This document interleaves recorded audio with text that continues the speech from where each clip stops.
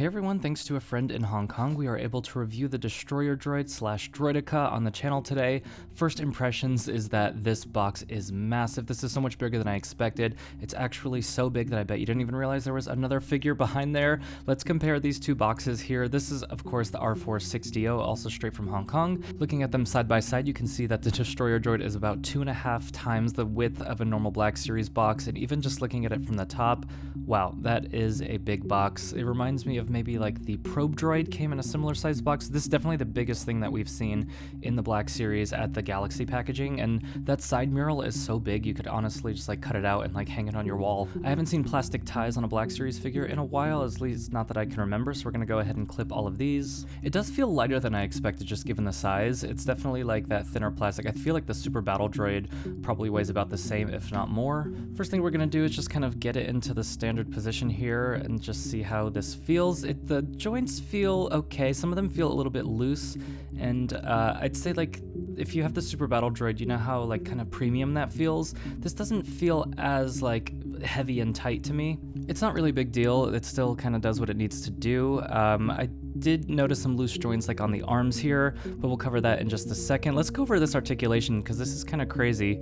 So we've got some shoulder joints here. It's actually a moving piston on the arm here that I was pretty surprised to see. That looks really nice and satisfying to move. An elbow, whatever you want to call that.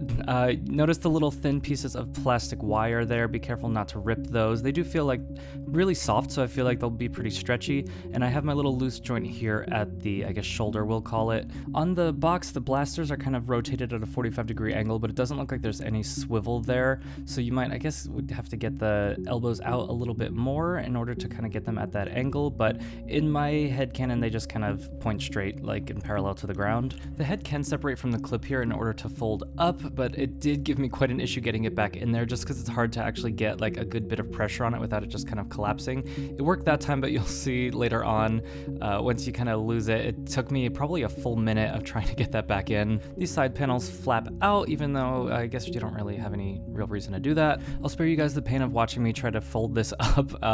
It does work. It's not perfect, and you're not going to really get it into as tight of a position where you can get it to roll. This was my first attempt, and I kind of missed a point of articulation on the waist, so this was as far as I was able to get it on the first try. But then when I took it back to the drawing board, like I said before, I spent way too much time trying to get this head back on. It is just really hard to get it in at the right angle while applying enough pressure because the peg just kind of moves out of the way. So I kind of had to like get my finger in there and hold it into place while I pushed the head back on. Eventually I did get it, and if I just like heated up the head, it probably would have gone on a lot more easily. But yeah, the big thing that I missed the first time around was there is a hinge at the waist, and so that spine can really tuck in. So I went back to reference the Droideka product photo from Hasbro, and I realized that I missed an important piece of articulation, which is that the head can actually slide down on this like thin neck here, and that really helps get it into that rolled up pose. So this was as close as I was able to get it. It's not perfect, but I guess if you wanted to have like two of these behind one of the other ones on the shelf, you know, you could do that. It feels kind of a waste of the figure to just make it roll up,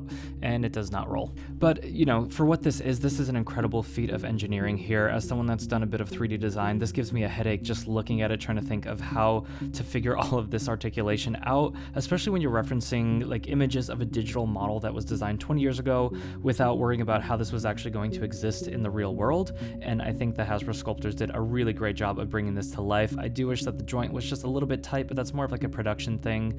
You can see how the arm's having trouble holding itself up, but I do know how to fix that with a little bit of like maybe some Kiki fix loose joints. And I do have to say that as soon as I opened the box, I was like, oh no, they made this way too big. And usually I like would defer to Hasbro for, you know, like what scale is supposed to look like, but after the Balin and Shin situation, I just, you know, don't really trust them anymore with that. And so comparing it to like the Black Series Qui-Gon and Obi-Wan, in my head canon, this should be like about 75% of the size.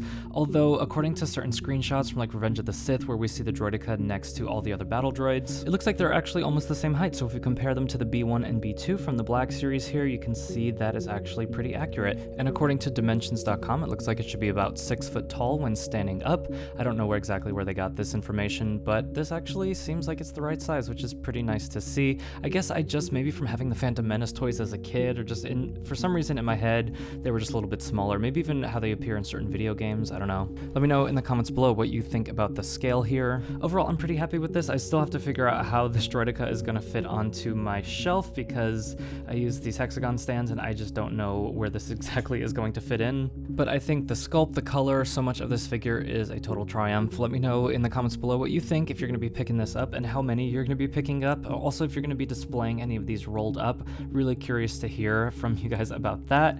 As always, thank you so much for watching. Thank you to my channel members who are watching a couple new exclusive videos this week, so go ahead and check out channel memberships if you would like to see the Droids and the Clones shelf series.